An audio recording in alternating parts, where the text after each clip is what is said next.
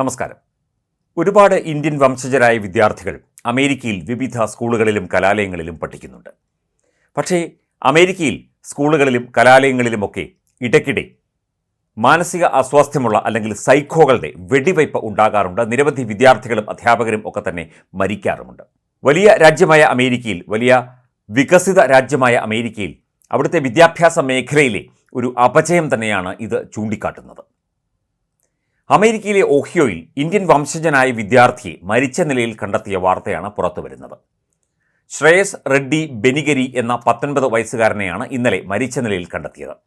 എന്നാൽ സംഭവത്തിൽ ഇപ്പോൾ ദുരൂഹത സംശയിക്കുന്നില്ല എന്ന് ന്യൂയോർക്കിലെ ഇന്ത്യൻ കോൺസുലേറ്റ് ജനറൽ വ്യക്തമാക്കുന്നു.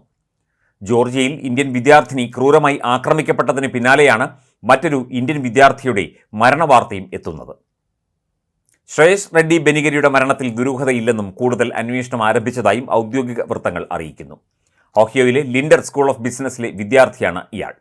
അമേരിക്കയിൽ ഈ വർഷം സമാനമായ രീതിയിൽ റിപ്പോർട്ട് ചെയ്യുന്ന 4ാമത്തെ മരണമാണ് ഇയാളുടേത്.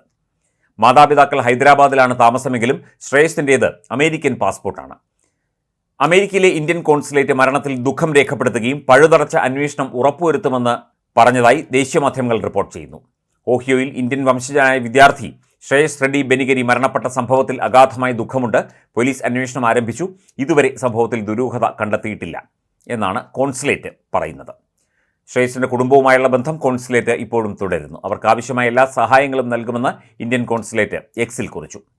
ജനുവരി 29 തിങ്കളാഴ്ച പേർഡ്യൂ സർവകലാശാലയിലെ നീൽ ആചാര്യ എന്ന വിദ്യാർത്ഥിയും ഇത്തരത്തിൽ മരിച്ച നിലയിൽ കണ്ടെത്തിയിരുന്നു. ഞായറാഴ്ച മുതൽ നീലിനെ കാണാനില്ല എന്ന് മാതാവ് സമൂഹമാധ്യമങ്ങളിൽ വിവരം പങ്കുവച്ചിരുന്നു. ശേഷം തിങ്കളാഴ്ചയോടെ കോളേജ് പരിസരത്ത് നിന്നും ഇയാളെ മരിച്ച നിലയിൽ കണ്ടെത്തുകയായിരുന്നു. ഫോറൻസിക് പരിശോധനയിൽ നീലിൻ്റെ മരണത്തിൽ ദുരൂഹത ഒന്നുമില്ലെന്നാണ് കണ്ടെത്തിയത്. ഹരിയാനയിലെ പഞ്ച്കുല സ്വദേശിയായ വിവേക് സൈനി ജനുവരി 16 ജോർജിയയിലെ ലിഥാണിയിലാണ് കൊല്ലപ്പെട്ടത്. MBAക്ക് പഠിക്കാനായി ജോർജിയയിലെത്തിയ വിവേക് പാർട്ട് ടൈമായി ജോലി ചെയ്യുന്ന കടയ്ക്കുള്ളിൽ വെച്ചാണ് കൊല്ലപ്പെട്ടത്. തെരുവിൽ ജീവിച്ചിരുന്ന ജൂലിയൻ ഫൾട്ടർ എന്നയാളാണ് വിവേകിനെ ചുറ്റിക കൊണ്ട് അടിച്ചു കൊലപ്പെടുത്തിയത്. പറ്റുമ്പോഴൊക്കെ ഇയാൾക്ക് വിവേക് ഭക്ഷണവും വെള്ളവും വസ്ത്രവും നൽകിയിരുന്നു. സംഭവ ദിവസം ഭക്ഷണം കൊടുക്കാൻ വിസമ്മതിച്ചതിൽ കുപിതനായിട്ടാണ് ജൂലിയൻ വിവേകിനെ കൊലപ്പെടുത്തിയത് എന്നാണ് പോലീസ് പറയുന്നത്. ഇന്ത്യൻ വംശജനായ അകുൽ ധവാന്റേതാണ് ഈ വർഷം ഇത്തരത്തിൽ റിപ്പോർട്ട് ചെയ്ത ആദ്യ കേസ്. UAUCCയിലെ വിദ്യാർത്ഥിയായിരുന്ന അകുൽ കടുത്ത തണുപ്പ് അതിജീവിക്കാനാവാതെയാണ് മരിച്ചത് എന്നാണ് പോസ്റ്റ്മോർട്ടം റിപ്പോർട്ട്.